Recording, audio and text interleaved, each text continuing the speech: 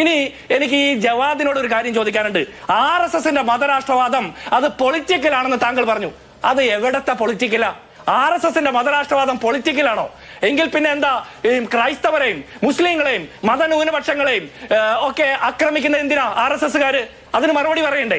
നിങ്ങൾ ഈ നോർത്ത് ഇന്ത്യയിൽ ആക്രമിക്കപ്പെടുന്ന മുസ്ലിങ്ങളെ എന്തിന്റെ പേരില? ഭക്ഷണത്തിന്റെയും വസ്ത്രത്തിന്റെയും ഭാഷയുടെയും വിശ്വാസത്തിന്റെയും ദൈവത്തിന്റെയും ഒക്കെ പേരിൽ ആക്രമിക്കുന്നത് RSSകാര്. അവരുടെ പൊളിറ്റിക്കൽ ആയിട്ടുള്ള മതരാഷ്ട്രവാദമാണെങ്കിൽ അവിടെ പോയി ഒന്ന് പ്രവർത്തിക്കണം ജവാദെ. എന്നിട്ട് വേണം RSSന് പൊളിറ്റിക്കൽ ആയിട്ടുള്ള മതരാഷ്ട്രവാദമാണെന്നുള്ള ആ ലേബലും അഡ്രസ്സും കൊടുക്കാൻ. താങ്കൾക്ക് നാണമല്ലേ?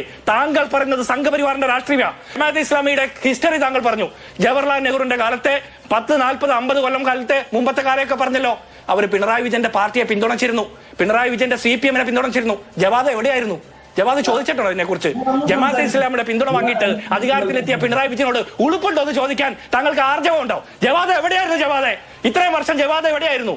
RSSനെതിരെ പോരാടാൻ ഈ ജമാഅത്തെ ഇസ്ലാമി മതരാഷ്ട്രവാദം പറഞ്ഞു എന്ന് നിങ്ങൾ പറയുന്ന കാലത്ത് പിണറായി വിജയന്റെ പാർട്ടിയെ പിന്തുണച്ചപ്പോ താങ്കൾ എവിടെയായിരുന്നു? താങ്കളുടെ ആക്ടിവിസം എവിടെയായിരുന്നു? താങ്കളെ ഈ ലെവൽ പ്ലേയിങ് ഫീൽഡ് ഇല്ലാത്തടത്ത് വന്നിട്ട് ഗോൾ അടിച്ച് കളിക്കല്ലേ? താങ്കൾക്കെതിരെ പറയാൻ ജമാഅത്തെ ഇസ്ലാമിക്കാർ ഇല്ലാത്തടത്ത് താങ്കൾക്ക് മറുപടി പറയേണ്ടത് കോൺഗ്രസിന്റെ ലീഗിന്റെ ഉത്തരവാദിത്വമല്ല. പക്ഷേ ഒരു കാര്യം പറയണം, ഈ ലെവൽ പ്ലേയിങ് ഫീൽഡ് ഇല്ലാത്തടത്ത് വന്ന് ബോൾ അടിച്ച് കളിക്കുന്നത് അത്ര മിടുക്കല്ല ജവാദെ. താങ്കൾ പറയുന്നത് പിണറായി വിജയന് വേണ്ടിയാണെന്നുള്ള കാര്യത്തിൽ ഒരു തർക്കവുമില്ല.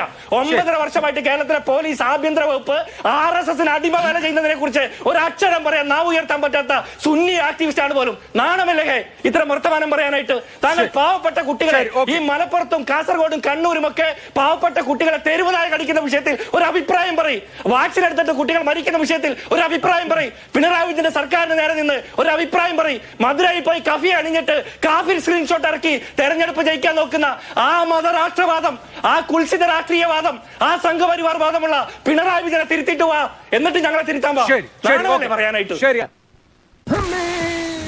2 ഓലക്കീറോ വെള്ള തുണി എടുത്തോളൂ എന്നെ മൂടാൻ. എങ്ങനെയുണ്ട്? എന്ത് ചെയ്യും?